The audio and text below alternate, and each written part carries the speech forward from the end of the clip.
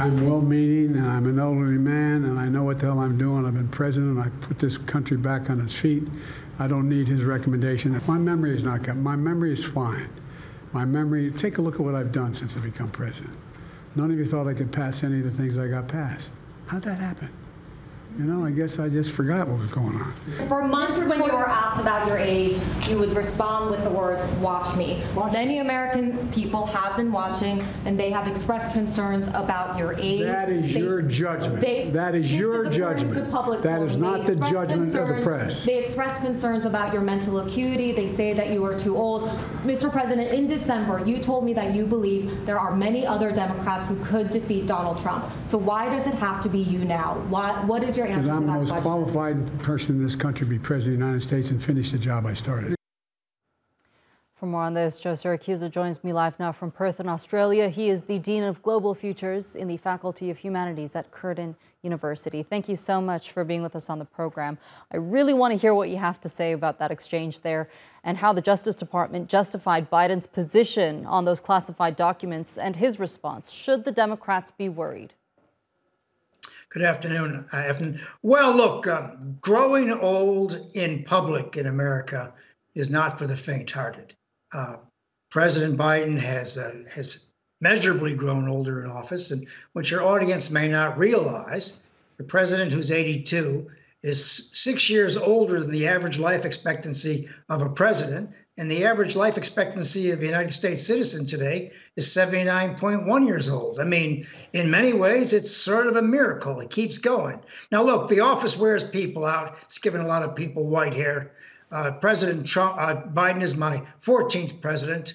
I watched Lyndon Johnson get very ill in office. He decided not to run a second term because he had cancer and decided to die, without a lot of publicity. Ronald Reagan had the same problems with mental acuity when he was in office in his second term, and that was concealed as much as possible. I mean, it's probably Joe Biden's time to go. The trouble is, no one has enough guts to tell him to go, though there are a lot of top Democrats who would be very worried tonight because that press conference he gave, and let's face it, the only reason he's not going to be going to trial is because the special prosecutor, the special counsel said that the guy can't remember much, including the day his son died or anything else. Well, maybe that's fair or not fair, but the point is, the president has got a very, and it's not just perception.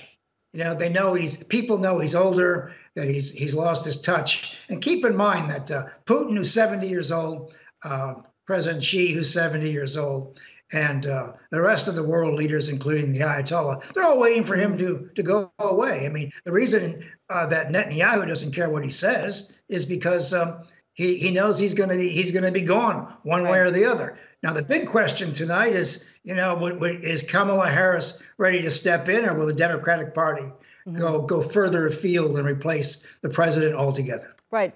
Biden being too old to run for president again has been a go-to line for many Republicans. Biden making mistakes during his briefings, like calling Sisi the president of Mexico, for example, has added to that perception. And there are more examples that we can list here.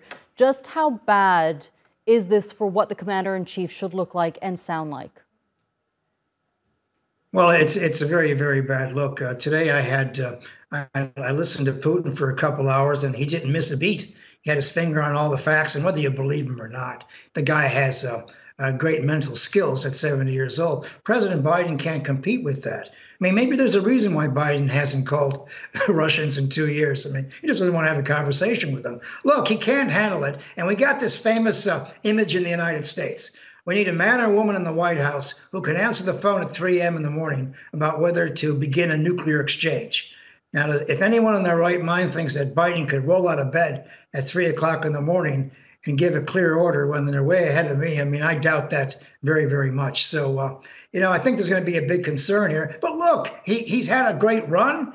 His life expectancy, most of his friends are dead anyway, and he's lived 6 years longer than the average age of a president. I mean, I think he should sort of retire with a great deal of dignity here. He doesn't have to be thrown off the stage. But look, as your viewers can see, if they've been watching your show for the last couple of years, the president has aged very badly in office. It's not his problem. It's just old age comes for all of us. And for Joe Biden, the time has come.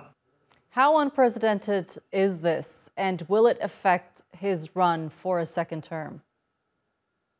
I don't think he's going to have a second run. I mean, I think he'll be replaced after the Democratic nominating convention in Chicago. I mean, he just has to say one day, look, I can't handle this anymore. His doctors told him to quit. His kid's going to prison. I don't know. He'll find a reason, as a matter of fact. I doubt he'll go forward. And I think a lot of Democrats are worried about who replaces him. Keep in mind, the president of the United States is personally responsible for tens of thousands of jobs in the executive branch of the American government. So he's got thousands of people who are trying to keep him in place, and they'd love for him to campaign the second time around in his basement in his home in Delaware. But they can't get away with that this time, and so he's going to have to go front and center. Now, and as far as I'm concerned, former President Trump's got the same problem. He's 77, going on 78. And so I think the most important thing about both of these elderly gentlemen